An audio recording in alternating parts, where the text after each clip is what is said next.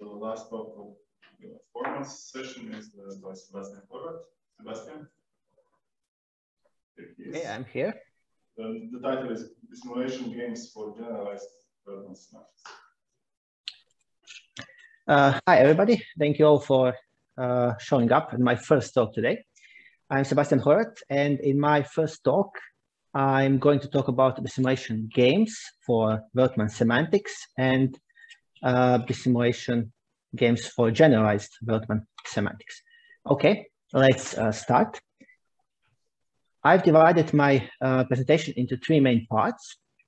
First of all, I've tried to explain what bisimulations are and why should we care about them.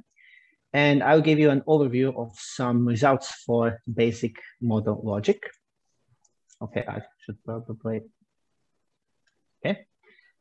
In case of IL, that's the second, I'll define model equivalence, bisimulation, and end bisimulation, and bisimulation games for interpretability logic IL. And finally, I'll try to do that for generalized Veltman semantics.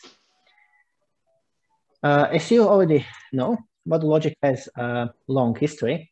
Patrick Blackburn, Martin de Rijke, and Yves Venema distinguished three phases in the development of model logic in their book, Model Logic. And one of these phases is modern phase, where various incompleteness results were discovered.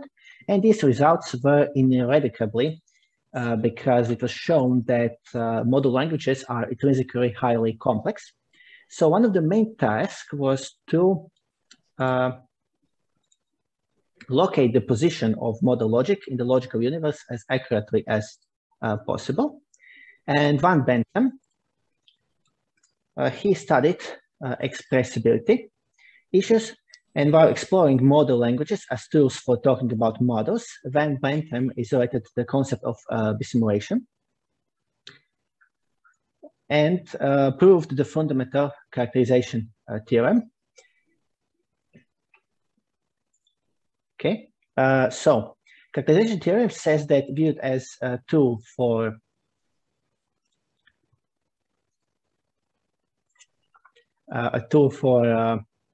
talking about models, model languages are the simulation invariant fragment of corresponding first order languages.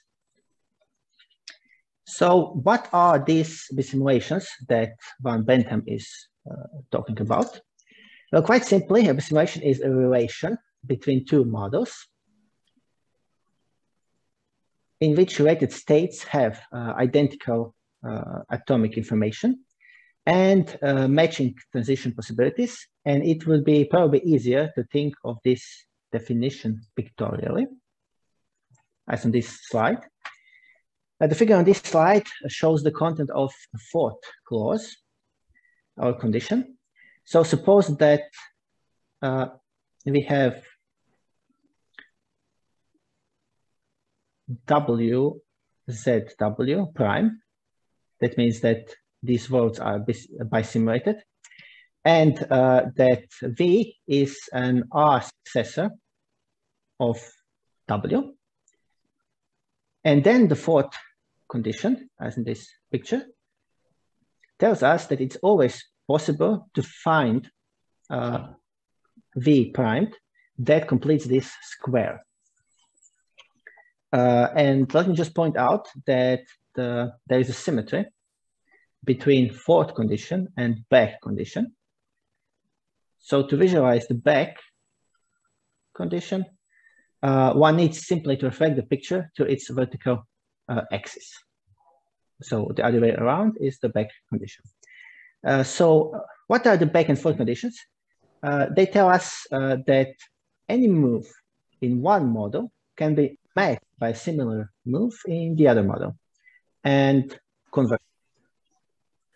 And first result is that model satisfiability is invariant under bisimulations.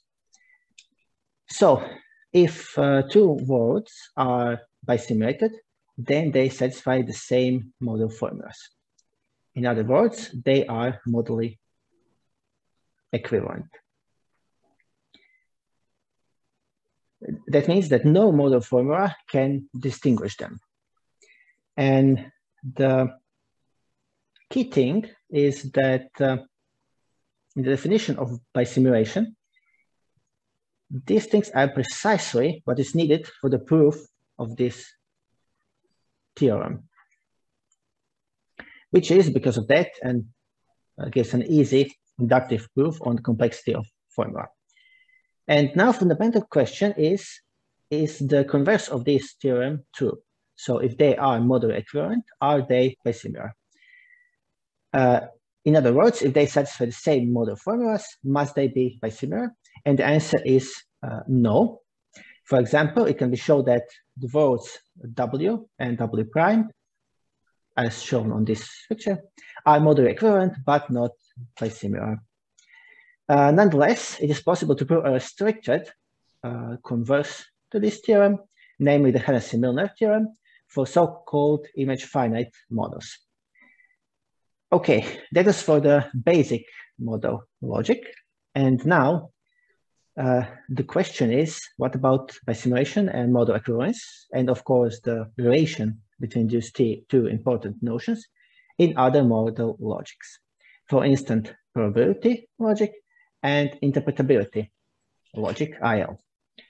Probability logic, as you already may know, is a model logic for studying properties of probability predicate, and interpretability logic is a model logic for studying interpretability between logical theories.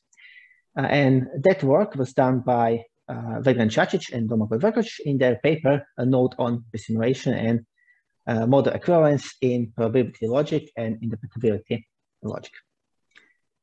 To define model equivalence, we first need the following auxiliary definition. And that will be the definition of model depth, or sometimes called the degree of formula. We know that model satisfaction is intrinsically local, because modalities can scan only states that are accessible from the current state. So how much of model can a model formula see from the current state obviously depends on how deeply the modalities it contains are nested. And instead of just reading the definition, let's see an example. For instance, if we have this formula,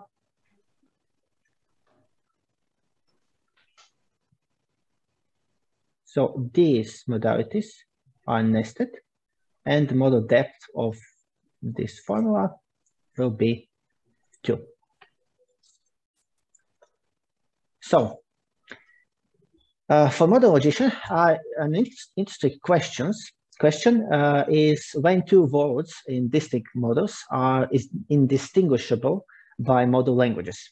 That is, when do they satisfy exactly the same formulas? And we will say that they are moduli equivalent if they satisfy exactly the same model formulas. And we will say that they are moduli n equivalent if they satisfy the same formulas which have model depth not more than n. So for our f, such that depth of f is less than or equal to n. That's moduli n equivalent. And in a sense, that means that they are, in a sense, the same if we are not looking beyond some n horizon. So if modalities can scan other states that are here, then if we look just to n, then we're looking for some n horizon and not beyond that. And they are the same, locally the same for us. Now we will present the notion of n bisimulation in the case of interpretability logic IL. And of course, we are still for now using the usual Veltman semantics. So what is an n bisimulation? It is a natural way of finitely approximating bisimulation. And in model logic, these finite approximations are crucial for the search for finite models. Okay, let's take a closer look at that definition. Instead of one relation Z, now we have a sequence of m plus 1 relation that are all subsets of this relation Z0. And if we look at the atomic of at condition, we see that all words are, because all in this are also in Z0, they all carry the same atomic information, or they all satisfy the same proposition of variables. And that shouldn't surprise us. And of course, the more interesting part is the fourth condition. And again, we will comment only on condition fourth because of the obvious symmetry between conditions fourth and back. And as before, it will be probably easier to think of this definition pictorially. So this is the picture. Here I would like to show you why the condition fourth is set so. And that's because we want our Bisimulation to pass the first test.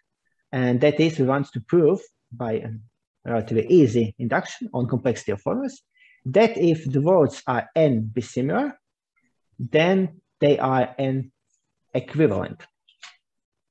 So let us assume that some formula that has the form A interprets B is true at this word W primed. And we want to show that the same formula is true at this word W. And of course, in the case of finite simulations, the formula has its depth less than some natural number. Here it is I. For the general case of just bisimulations, there will be just Z. And this is for finite bisimulations, or n bisimulations. So, according to the definition of Veltman models,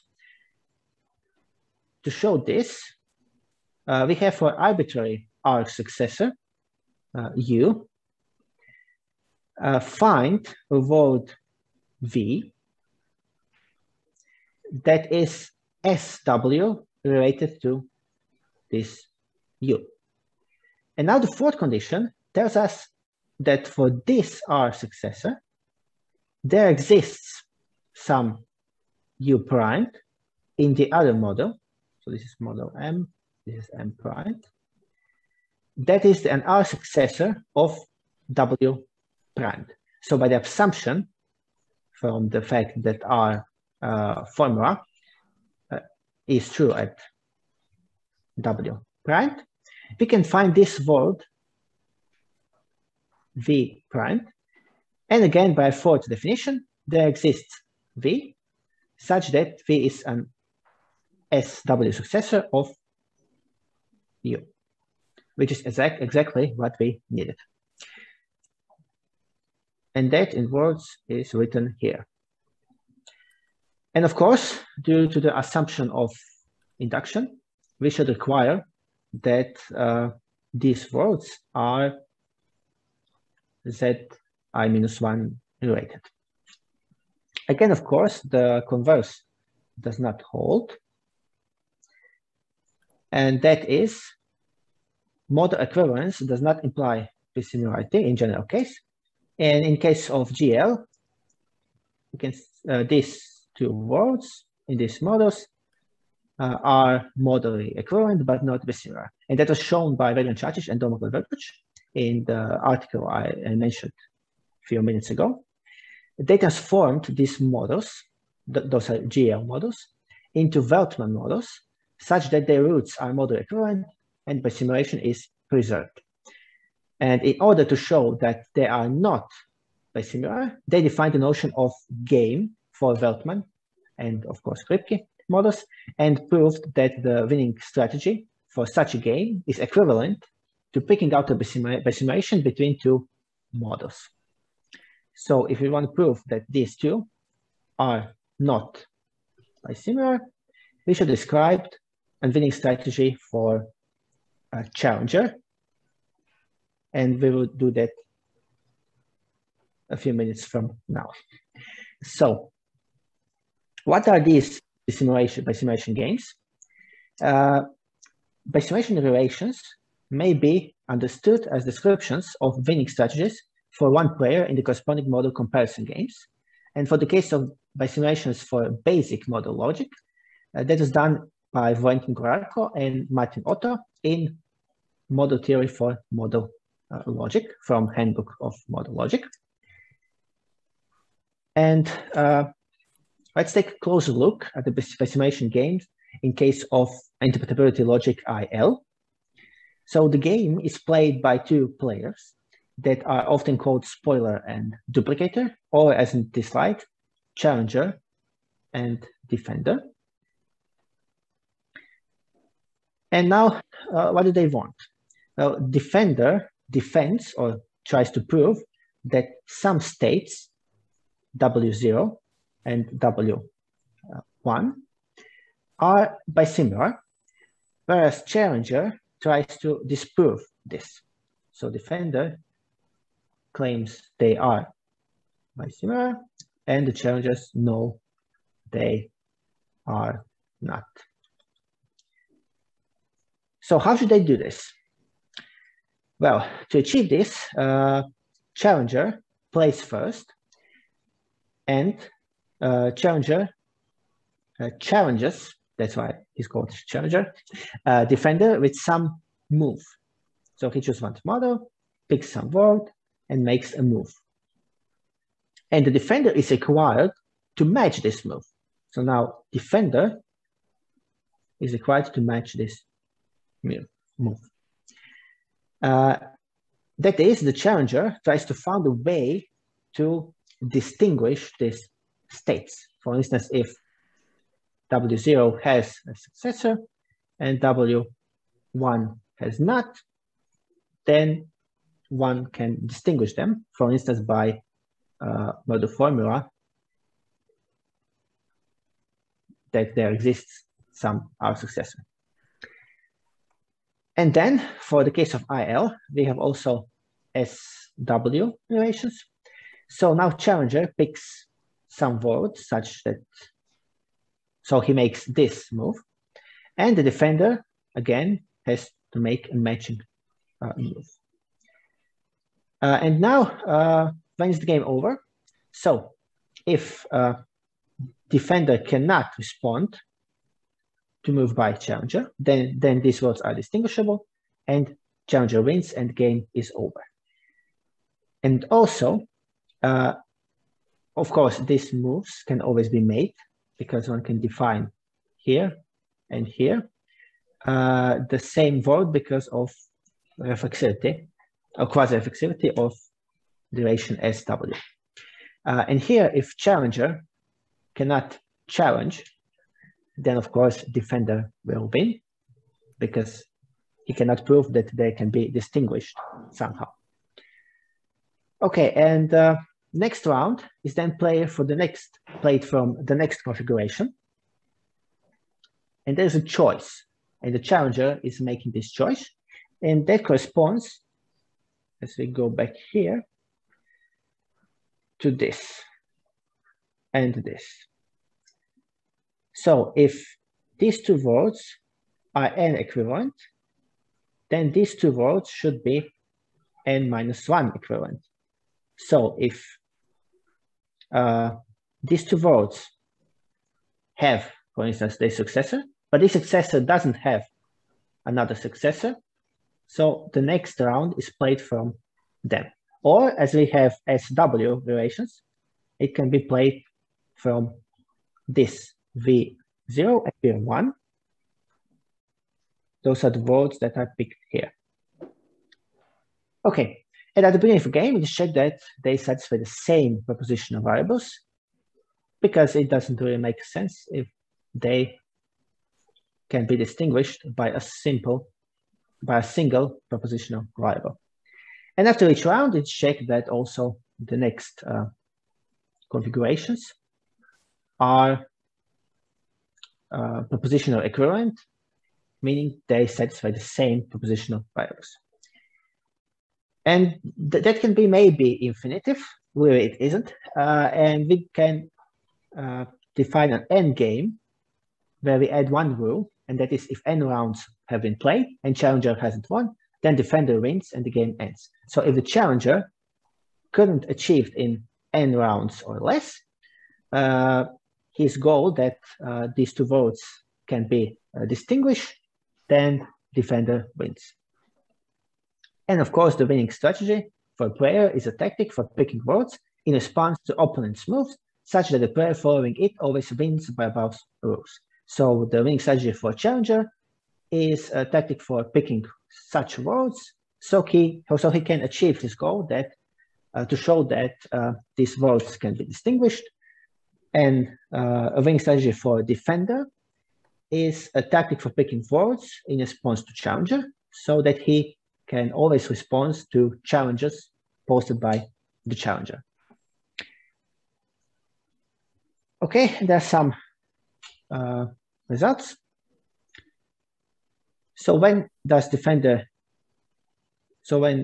has a winning strategy in an N game with some starting configuration, if and only if these votes are N bisimulated as expected. And in general case, when we consider just bisimulations and not N bisimulations, the defender has a winning strategy in a game with that starting configuration, if and only if they are bisimulated. And we now can show that these two votes from this example, from this slide, are not bisimilar. And how should we do that? By describing a challenger winning strategy in a game that starts from these two votes. So the strategy for the challenger is to always play in this model, the second model, forcing defender to play in the other model.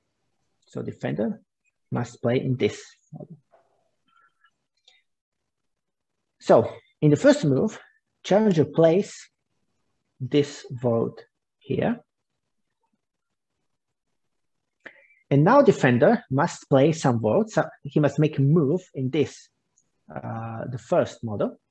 So he can pick one of these votes and he will end in some finite branch of this tree. For instance, this one, which has length, for instance, if this is 0, 1, 2, 3. So eventually, if challenger picks the same branch, he can pick this vote, but after he picks this vote, defender can pick this one. I'm sorry, this is already picked, this vote. And then he this vote, and defender picks this vote, and now defender has nowhere to go, whereas challenger has this vote to go further. So this is the winning strategy for challenger, and we have shown by our proposition that these votes are not bisimilar. Okay, so let us now turn to the case of generalized Veltman semantics. So why should we care about generalized Veltman semantics? Well, interpretability logics are endowed with, as you know, Veltman semantics, which is not fine-grained enough for certain applications. So back in 1992, in the research group of De Jong, the notice of generalized Veltman semantics emerged to obtain certain non-derivability results. And it has turned out that these semantics has various good properties. In particular, in many cases, completeness proofs become simpler, and richer semantics allows for filtration arguments as opposed to regular Veltman semantics. And the idea of Veltman semantics is that we use sets of votes. I'll just skip to the case where we define in definition of forcing iteration. When a formula A interprets B is true at some vote W. So for all U, if U is an arc successor of W, and it satisfies this formula A, then there exists a set. So it seems like in ordinary Veltman semantics, but we use sets. And this here means that B formula is true at every element of this V. And it's just a means to say that this is all similar. So this all we have already seen, but now here, for every set W V prime, such that is in relation with this U prime, there exists, so we are picking sets, and after we picked our sets V and V prime, then we must show that for every element of this first set, and again, it's easier to look at the picture. So after we have chosen this sets, for every element of this set, we need to find an element from this set so that they are Bisimulated. Okay, and the game also is similar. The differences, so this is all the same. The differences is, of course, the challenger and defender have to pick sets, not just words. And after they pick sets, the main question is, from which elements of these sets should the next round start? And this is determined by the following way. Challenger either picks UI, and that's okay, or some element from this set, and then if he picked that, defender picks element from the other set, and the next round is played from these two elements. And of course, they need to check that they are that they set the same propositional variables and so on. Okay, and of course, there's an occurrence result. So defender has a winning strategy in an endgame with the starting configuration, if and only if these two rods are n-Bisimulated, and the main trick in proof is to define the n-Bisimulations like this. So all rods in this Zi, when defender has a winning strategy in I game, played from this configuration. Okay, of course, there are some other interesting results, but they will be shown in a couple of hours at my second talk today, scheduled at 4:00 p.m. So thank you all for your attention.